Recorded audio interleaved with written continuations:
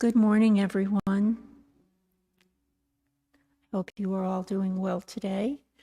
I wanted to thank Reverend Yu for giving me this opportunity to speak with you this morning. I would like to begin by saying that the Fourfold Grace practice is my favorite practice in all of Won Buddhism. So that's kind of saying a lot. When I first began studying the teaching of the Fourfold Grace, I was completely smitten. With your permission today, I would like to explain why and how this happened.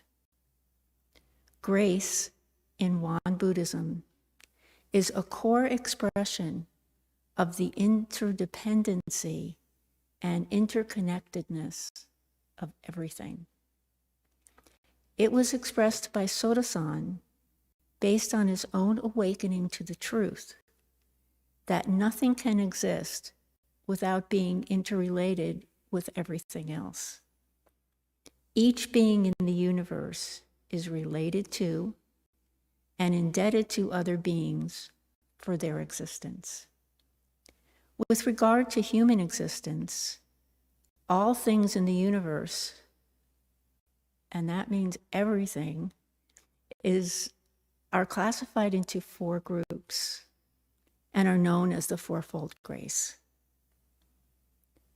The grace of heaven and earth, the grace of parents, the grace of fellow beings, and the grace of laws. The Fourfold Grace is the manifestation of Dharmakaya, the truth Buddha, or Ilwan Song. It could be said that the Fourfold Grace and Dharmakaya Buddha are 2 sides of the same coin. In Won Buddhism, we see the world from the perspectives of grace, which implies coexistence, interdependence, and oneness. It is said that there have been 2 great discoveries that have benefited all humans on earth. One is Buddha's discovery of our mind nature, and the other is Soto-san, the founding master of Won Buddhism's discovery of grace. There is a reason why we have 2 eyes. One is for looking inward and observing our mind, and the other is for looking outward and finding grace, said Daesan, the 3rd headmaster of Won Buddhism. The 4 graces are the embodiment of Ilwan in its different forms. That is, all that exists in the universe can be separated into the 4 graces. The graces are written from the perspective of gratitude, owed by the practitioner. They make up part of the gateway of faith, based on retribution and response of cause and effect, which also includes the 4 essentials and requiting grace is Buddha offering. So let's look at the Fourfold Grace a little bit. The grace of heaven and earth. We could not live without heaven and earth. If there is a relationship wherein we cannot live without the other, then where would there be grace any greater than that? Heaven and earth have the way and the power. We have air to breathe. We have the support of the ground for our bodies. We see and feel the radiance of the moon and the warmth of the sun. We have the benefits of the wind, the clouds, the rain, and the dew. We have the myriad of things that come to attain endless in accordance with the way. How could we not have the abundance of gratitude for this, for heaven and earth? If we are ungrateful to heaven and earth, we will inevitably incur the punishment of heaven. We will have many occasions when we are either excessive or deficient in everything we do. We will be attached to signs so that internally we are conceited and extremely boastful. How then could we not incur transgression and harm?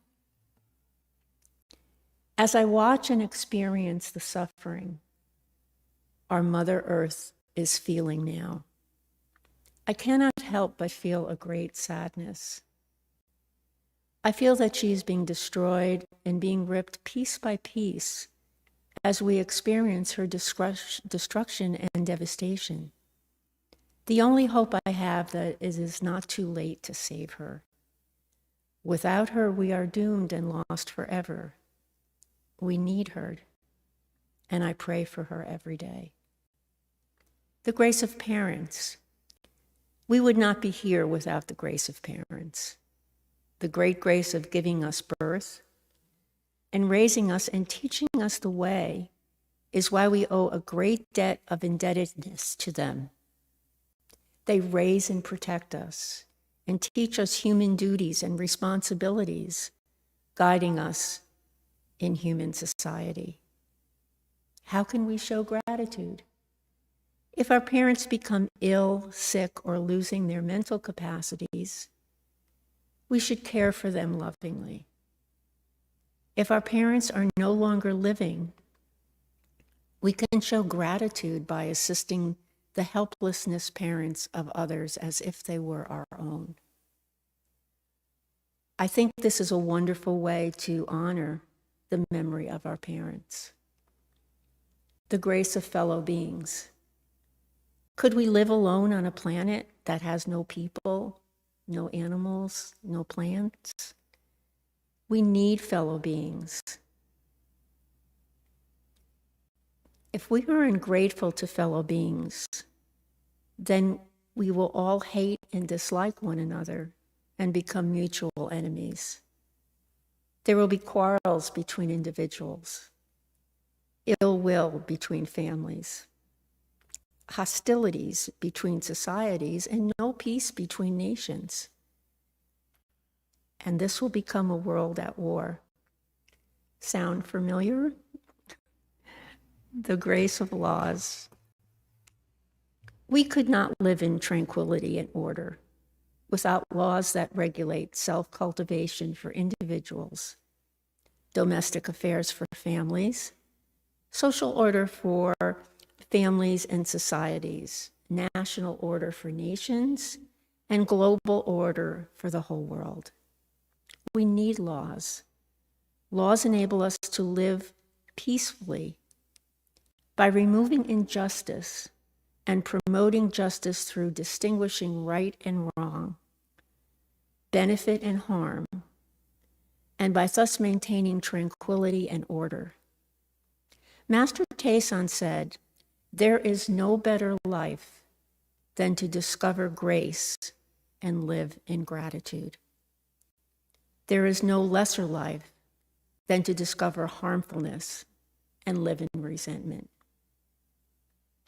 My faith in Ilwan Song is a guidepost, a path leading me to my belief in the Fourfold Grace. Through my practice of Ilwan Song, I realize my indebtedness to heaven and earth. I realize that I am one with heaven and earth. There is no separation. Through this connection, I become one with all sentient beings. This is for me the key element of my practice.